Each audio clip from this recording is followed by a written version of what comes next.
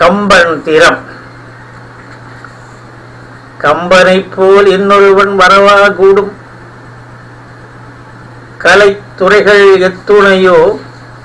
அவற்றையெல்லாம் கம்பனைப் போல் இன்னொருவன் தொடவா கூடும், கவிதைகளில் மின்னுகின்ற வித்தையெல்லாம் கம்பனைப் போல் இன்னொருவன் தரவா கூடும், காலமெல்லாம் தமிழ்க்கண்ணி தவம் இருந்து கம்பனைப் போல் வேண்டினாலும் வருவான் என்று கவித்துறையில் உறுதியுடன் சொல்லவா கூடும்,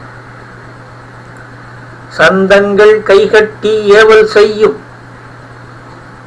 சுவை அழகு சொற்களிலே குதித்து வீழும்,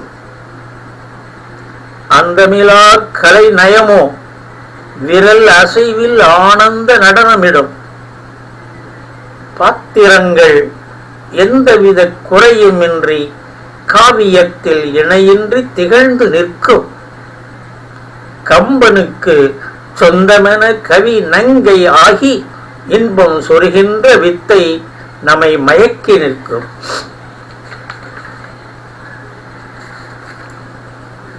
கூன் முதுகு கவிதையிலே நிமிர்ந்து நிற்கும், கவர்ந்த நிலை கவிதையிலே முழுமையாகும்,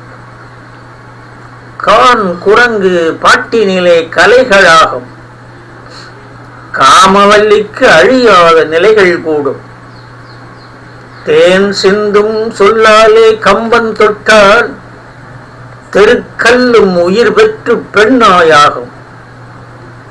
வான் கவிஞன் இறைவனையே தொட்டால் இன்ப வண்ணங்கள் எண்ணத்தில் பிறந்திடாதா, பாத்திரத்தை காணுங்கள் நெஞ்சமெல்லாம் பதைப்பு ஒடுங்கி அடிமையாகும், நீ படைத்த பாத்திரத்தை நோக்குங்கள் கம்பா, நீ படைத்த பாத்திரத்தை நோக்குங்கள் சிந்தையெல்லாம் பைத்தியமாயாகிவிடும், சிந்துகின்ற சீர்திறத்தை பார்க்குங்கள் உள்ளமெல்லாம் செயல் ஒடுங்கி உனை வணங்கும், கம்பனே உன் பேர்த்திறத்தை நினைத்தாலே அடியானாகி புலம்புகிறேன், எப்படித்தான் பாட்டிசைத்தாய், எங்கிருந்து சொல்லெடுத்தாய், அதை தொடுக்க எந்த வகை நாடெடுத்தாய், கழுத்து வெள்ளம் எங்கிருந்து முகந்திட்டாய், அவற்றை நீயே எவ்வாறு குட்டி வைத்தாய், சந்த வீச்சை எங்கிருந்து அள்ளி வந்தாய், கவி அணங்கை எப்படித்தான் ஆட்டுவித்தாய், அப்பப்பா உன் தங்கமணி கை அசைவில் உதிர்த்ததெல்லாம் தமிழ் அமுத கவி சுவையின் துளிகள் ஆமாம்.